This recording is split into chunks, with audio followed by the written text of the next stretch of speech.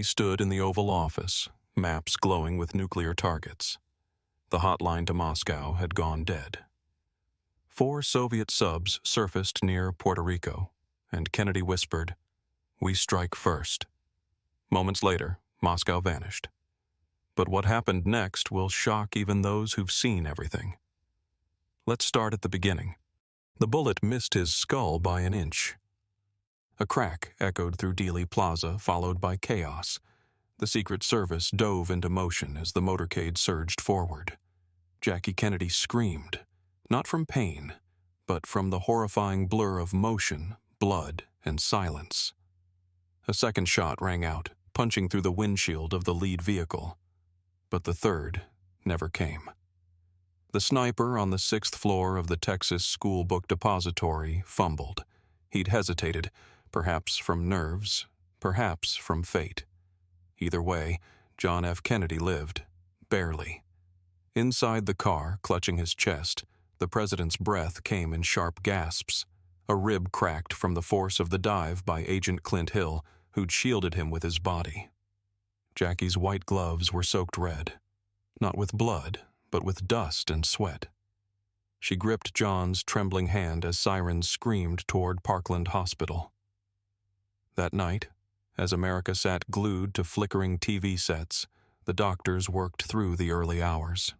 Kennedy had suffered no critical wound, no bullet struck him, but something inside him broke all the same. When he finally opened his eyes in the hospital room, with his brother Robert at his side and oxygen pumping into his lungs, he whispered one phrase: "No more compromise." The nation called it divine intervention. Pastors across the South called for prayer and thanksgiving. Newspapers declared it the shot that missed the world. The stock market soared. Diplomats around the globe breathed a sigh of relief, except in Moscow, except in Havana. Because something had shifted behind JFK's famous charm, just beneath the polished Boston accent. The near-death experience didn't just scare him, it crystallized him. He emerged from Parkland, not humbled, but reborn, steeled. 5 days later, he addressed the United Nations. The American flag hung still behind him, the air in the chamber like wire. With a bandage still visible on his neck, Kennedy's voice echoed with the gravity of myth. "Let it be known, Cuba shall not be a beachhead for tyranny, and Moscow will never again gamble with our doorstep. The era of patience is over. The age of deterrence has begun." World leaders exchanged glances. Was it a bluff? Was he speaking to Khrushchev, or the assassin who failed? But the man who left the podium wasn't bluffing. What the cameras didn't capture, what no one saw, was the dark circle of advisors forming behind closed doors. JFK summoned the architects of Cold War escalation, the so-called Apocalypse Cabinet: General Westmoreland, Henry Cabot Lodge, Jr., the returning General Curtis LeMay, and Operation Starfall. A contingency plan written in the smoke of October '62, Operation Starfall was simple in principle, horrifying in scale. If the Soviets so much as flexed their nuclear muscle near the Western Hemisphere, the United States would launch a preemptive nuclear strike designed to cripple Moscow, Leningrad, and their entire nuclear command structure before they could retaliate. It was not deterrence. It was erasure. Robert Kennedy was the first to oppose it. He stood across the polished conference table, jaw clenched. "Jack, this isn't policy. This is murder." But Jack barely blinked. "It's mathematics. If we don't act first, we die second." By January 1964, American B-52s were circling Cuba's coastline like vultures, fortresses in the sky. On the ground, new radar installations from Florida to New Mexico tracked everything from migrating birds to Soviet test flights. And deep underground, in a newly activated bunker beneath Offutt Air Force Base in Omaha, the Strategic Analysis Command evaluated every flicker on a screen as a potential beginning of the end. And yet, it wasn't enough for Kennedy. Each morning, he was briefed on Moscow's air defense rotations. He studied grainy U-2 photos with a surgeon's precision. He demanded multiple simulations daily. How long from Moscow's first move to our final response? The answer was always too long. On one snowy night, pacing in the White House map room, JFK paused in front of the glowing outline of Soviet territory. Next to him stood General Westmoreland, stone-faced. "If I had died in Dallas," Kennedy said slowly, "you'd still be watching them, waiting, reacting." He turned to Westmoreland. "But I didn't die, so now they will." The recovery tour was unlike anything America had ever seen. Kennedy, barely a month out of the hospital, toured 17 states in a whirlwind of orchestrated strength. He walked with stiffness, an echo of the wound that never happened, but his smile returned. That same glint in his eye, the one that said, "I've been to the edge. Now I know how far I'll go." The public adored him. TVs across the nation hummed with his image, black and white, grainy yet commanding. His voice, firm, composed, dripped with gravitas. "The cost of hesitation," he told the nation, "is not measured in dollars. It is measured in ashes." Veterans stood at attention in their living rooms. Mothers wrote to the First Lady thanking her for standing so bravely beside the phoenix of democracy. A Louisiana family famously renamed their newborn son Jack Missile Kennedy. And somewhere in Kansas, a school teacher started a wall of prayer for the president's safety, with a note. "He was spared once. He will lead us through the fire." But in the quiet halls of the Pentagon, admiration rotted into dread. Secretary of Defense Robert McNamara, who had once pioneered rational containment and balance, found himself pushed further to the periphery. Kennedy no longer wanted balance. He wanted permanence. He wanted to end the need for doctrine. "He's rewriting the rules," whispered one Joint Chiefs advisor. "He's not interested in if they strike. He wants to make sure they never get the chance." McNamara brought concerns to the Oval Office. "Jack," he said gently, "what you're building isn't peace. It's a loaded gun with no safety switch." Kennedy leaned back, lit a cigarette, a habit he'd abandoned but now revived, and replied, "Bob, I've seen what hesitation gets us. Dallas was the last warning I'll ever need." Publicly, Kennedy was a hero. Privately, he became something else. In the intelligence war rooms, chatter from Soviet intercepts grew more agitated. Moscow's tone shifted from saber-rattling to preparation. Nikita Khrushchev, known for his bombastic speeches and drunken tirades, stopped laughing in public. After receiving a satellite image of new launch platforms being constructed at Guantanamo Bay, he turned to Foreign Minister Gromyko and muttered, "They aren't bluffing anymore. They're saying goodbye." Meanwhile, the U.S. media lauded JFK 2.0 as the symbol of fearless leadership. Newsweek ran a cover with the headline, "The President Who Came Back Stronger." Military recruitment spiked. Defense stocks surged. America wasn't just recovering, it was bracing. Then came April 14th, 1964. An American U-2 reconnaissance plane flying near Cuban airspace disappeared from radar. Hours later, the Pentagon confirmed what everyone already suspected. The plane had been shot down by a surface-to-air missile. The White House press office immediately released a statement condemning Soviet-directed Cuban aggression. What they didn't mention was that the pilot had strayed off course during a navigational error caused by faulty instrumentation. The Soviets had fired first, but they thought they were defending themselves. Kennedy didn't blink. Exactly 61 minutes after the downing, American bombers streaked across Cuban skies. 3 airfields, San Antonio de los Baños, Santa Clara, and Camagüey, were reduced to fire and slag. The shockwave from the strikes shattered windows in Havana. The Cuban military was decapitated in an hour. Khrushchev erupted in the Kremlin. "He's mad," he howled, throwing a decanter against the wall. "He's actually mad." But America cheered. To the average citizen, Kennedy had stood tall again, just like he had in '62. But this time, he hadn't blinked. TV commentators called the airstrikes measured justice. Senators across both aisles praised his decisive brilliance. Approval ratings soared above 80%. Yet beneath the veneer of applause, a tremor began to build. Days later, in a secure briefing room below the White House, Kennedy signed Directive Sigma 9.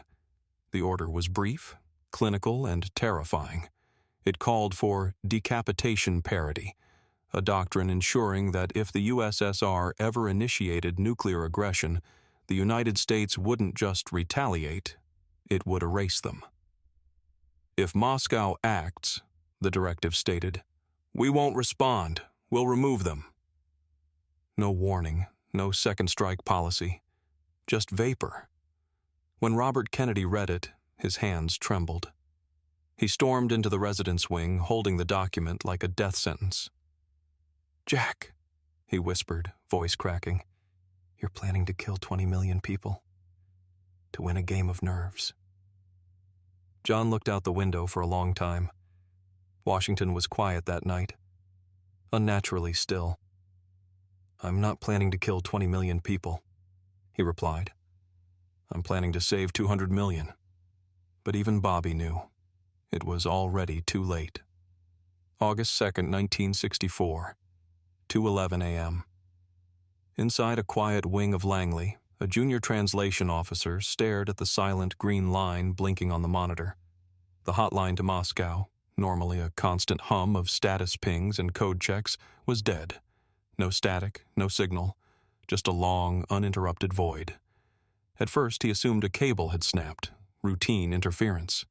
Maybe a technician in Moscow tripped over something. But when the secondary channel, the backup line, and even the optical relay failed to respond, he picked up the red receiver and made the call. 3 rings. No answer.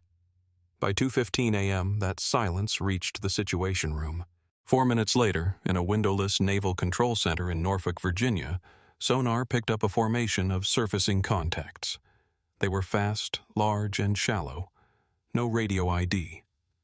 They surfaced 90 miles east of Puerto Rico, Soviet Akula-class subs, 4 of them, each carrying enough nuclear warheads to reduce every American city from Boston to Charleston to irradiated dust.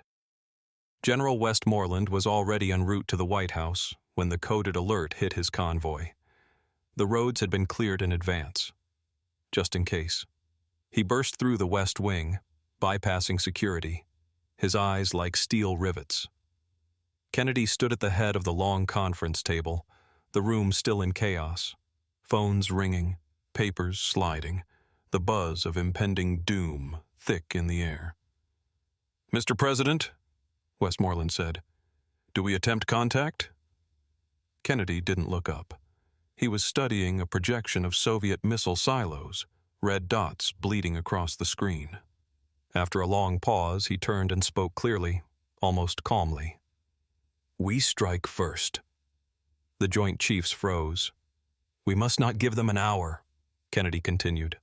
"We must not give them a minute." Across the room, Robert McNamara removed his glasses, rubbed his face, and stood. "I won't sign off on this," he said quietly. "I won't be a part of it." He placed his resignation letter, already drafted, on the table, folded his coat over his arm, and walked out without another word. Robert Kennedy arrived minutes later, still in his shirt sleeves, pale as chalk. He found his brother standing alone in the Oval Office, looking out the window toward the dark gardens of the White House lawn. "Jack," he said, voice raw, "this isn't about freedom anymore. This is madness." JFK turned, stepped forward, and gently touched his brother's shoulder. "You think history forgives restraint, Bobby?" he whispered. "No, it forgives victory." And with that, the order was given. Operation Oracle commenced at 5:03 a.m. Hidden beneath military budget sub-projects with names like Star Lance and Echo Vault, a fleet of stealth-capable bombers, previously denied even to NATO allies, launched silently from secure bases in Alaska, Iceland, and Turkey. Designed to be invisible to Soviet radar for the first 15 minutes of flight, their targets were precise and final. The first destination, Moscow's hardened command center beneath Taganka Hill. Decades of reinforced concrete and fail-safes could not withstand the newly developed burrowing yield warheads, missiles designed not to explode above cities but within them.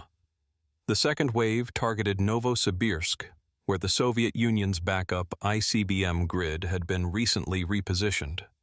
U.S. satellite scans had confirmed its exact coordinates only 6 days prior, but it was the third target that caught even Kennedy's own generals off guard. Beijing. A stunned silence fell across the command floor. "But why?" one colonel muttered. Kennedy's answer was brutal in its logic. "If we allow one giant to fall, the other will rise. The world doesn't get a second Cold War." It wasn't paranoia. It was arithmetic. In Kennedy's mind, this wasn't a war between nations. It was a surgical strike against the idea of nuclear parity itself. "If we are to prevent World War IV," he told his generals flatly, "we must finish World War III in 72 hours. At 6:42 a.m. Est, the first warhead detonated outside Saratov, a key Soviet military-industrial node. The heat wave was felt 90 kilometers away. Moscow never got the second alarm. But even with the decapitation strategy, the Soviets had one thing left: automated retaliation. Dead Hand. A fail-safe command system, built in paranoia after the Cuban Missile Crisis, designed to launch what was left of the Soviet arsenal if command silence persisted for more than 30 minutes. And it had. Submarines launched from beneath the Atlantic.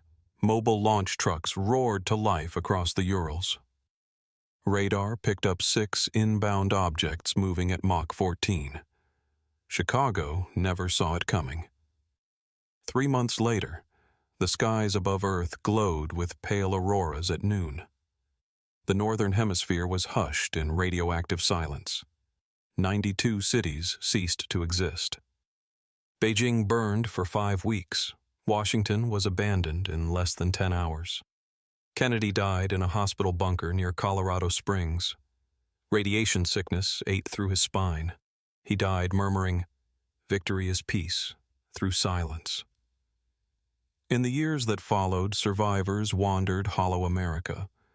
They painted his face on bunker walls. Some saw him as a fallen angel, others as the final tyrant. No history book agreed. Robert Kennedy survived.